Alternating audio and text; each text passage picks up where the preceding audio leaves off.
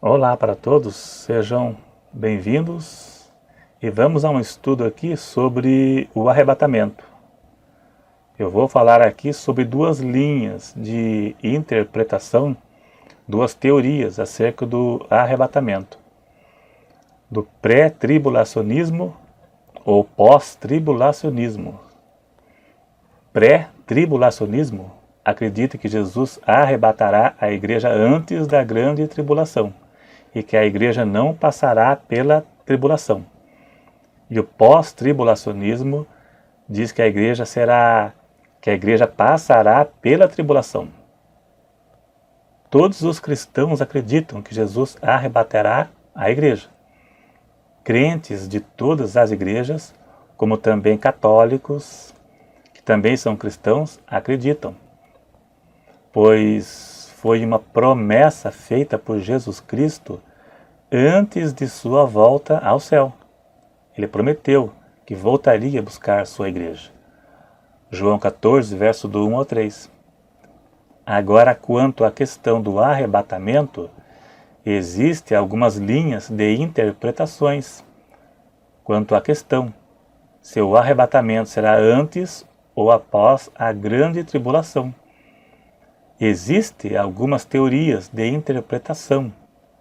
As mais comuns é o pré-tribulacionismo, que acredita que Jesus arrebatará a igreja antes da grande tribulação e que a igreja não passará pela grande tribulação.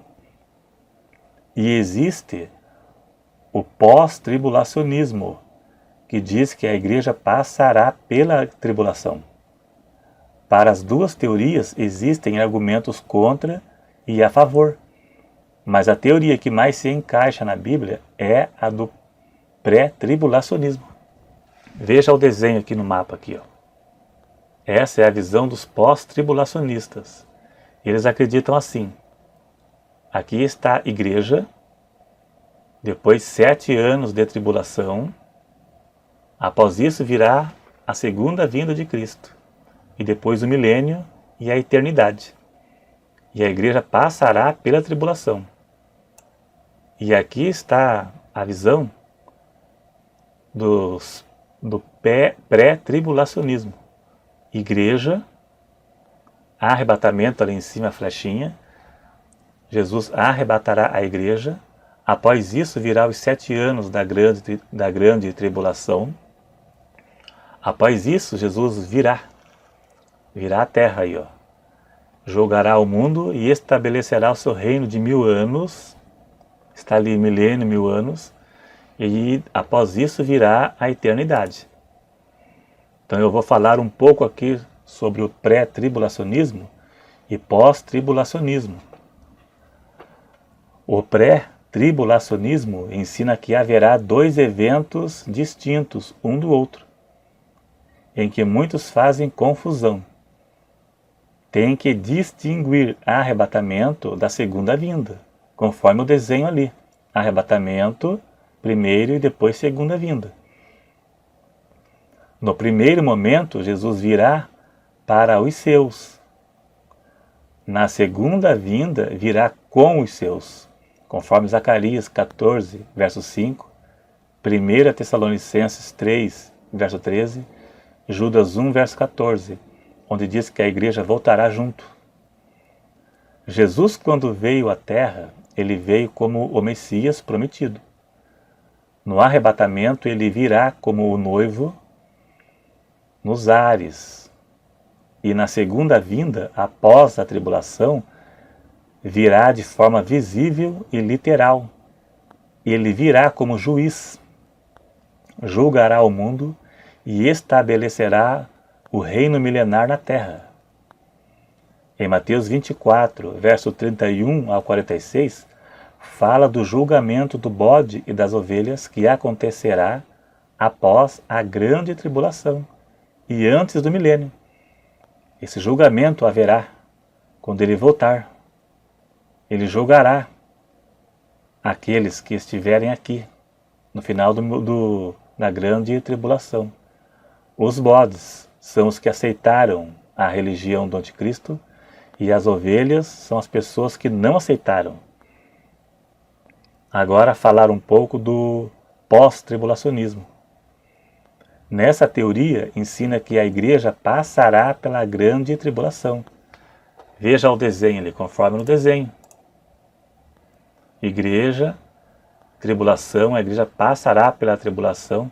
Somente após isso, olha a flechinha aqui em cima, que Jesus virá a sua segunda vinda. Somente após isto. Dizem que a tribulação sempre fez parte dos salvos na história.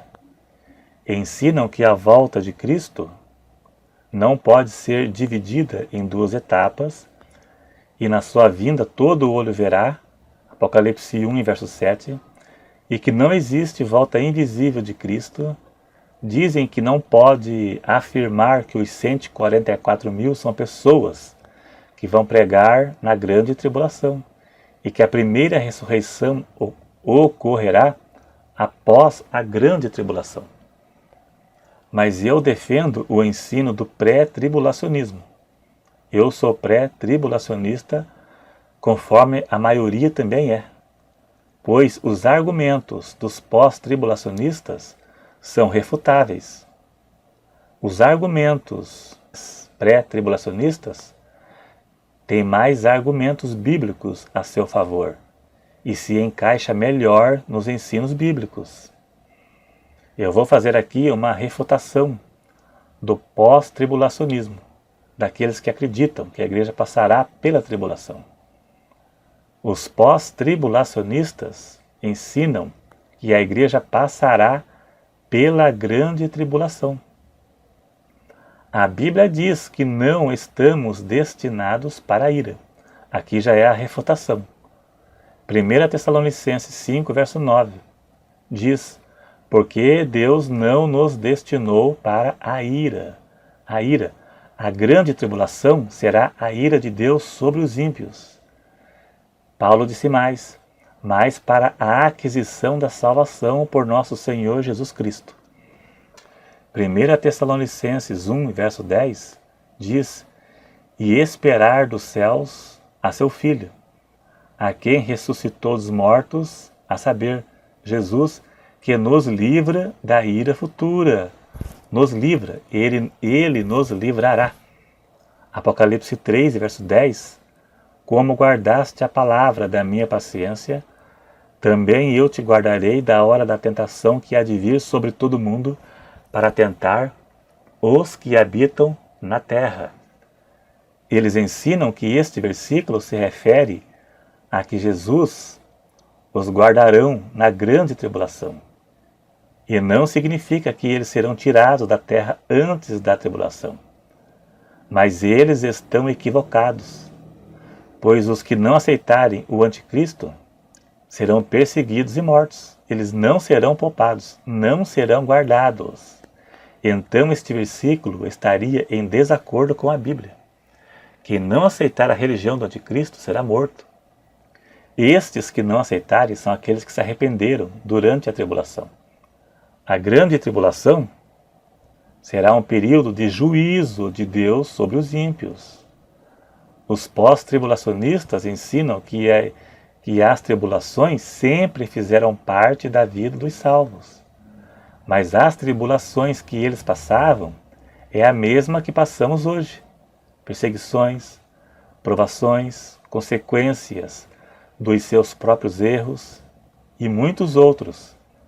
São as tribulações da vida, e até mesmo os que não servem a Deus passam. Mas a tribulação da grande tribulação será um tempo de juízo, juízo de Deus sobre os ímpios.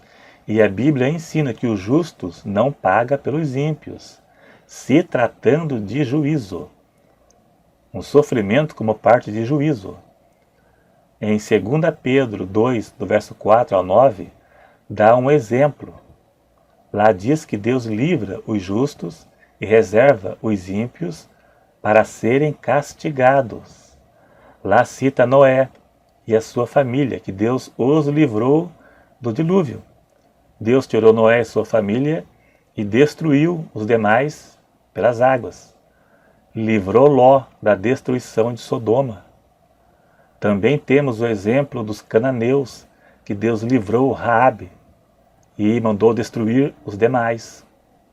E o verso 9 diz assim: assim sabe o Senhor livrar da tentação os piedosos e reservar os injustos para o dia do juízo, para serem castigados. Deus livra. Então a grande tribulação será um período de juízo. O juízo é apenas sobre o culpado e não sobre o justificado. O sofrimento dos homens do passado não tem nada a ver com juízo. Aí é outra coisa. Eles estão equivocados. E muito bem equivocados. No livro do Apocalipse, a igreja não é citada no período da grande tribulação, porque não estará lá. Em Mateus 24, verso 36, diz que o dia e a hora da volta de Jesus ninguém sabe. Então pense bem, se a igreja passasse pela tribulação, ela estaria aqui no reino do anticristo. Quando o anticristo começasse o seu reino, então todos saberiam que a partir do momento que o anticristo aparecer, faltará 7 anos para Jesus voltar. E a passagem de Mateus 24, 36 seria anulada, porque o dia e a hora ninguém sabe. Afinal, esperamos Cristo e não o anticristo. Os pós-tribulacionistas esperam o anticristo. E isso nos causaria medo. A volta de Cristo traz alegria, traz esperança e não medo. Para eles traz medo, porque eles sabem que vão perder suas cabeças. Eles vão pagar pelo pecado dos ímpios, eles vão morrer. E eles não serão poupados como eles estão pensando. Apocalipse 13, do 15 ao 18. Aqueles que não aceitarem a religião do anticristo, a sua marca, serão perseguidos e mortos. Quem disse que serão livres? Quem disse que Deus os livrará? Livrará nada, serão mortos. Então se vocês ficarem aqui, se não aceitar a religião do anticristo, vocês serão mortos. Para os pós-tribulacionistas, isso causa pânico, pois eles sabem que perderão sua cabeça, pois Deus não os livrarão da ira futura. Então esperamos Cristo e não o anticristo. Na verdade, o estudo é maior, mas resumido assim, só para ter uma noção, porque tem muitas passagens bíblicas para ser citada. Mas assim, já está com 14 minutos, já dá para ter uma noção. A intenção não é ofender os pós-tribulacionistas, mas mostrar o meu ponto de vista, que é o mesmo da maioria. A maioria dos cristãos pensam assim. Então, obrigado a todos, clique em gostei, se inscreva no canal, clique no sininho para ativar as notificações e até o próximo.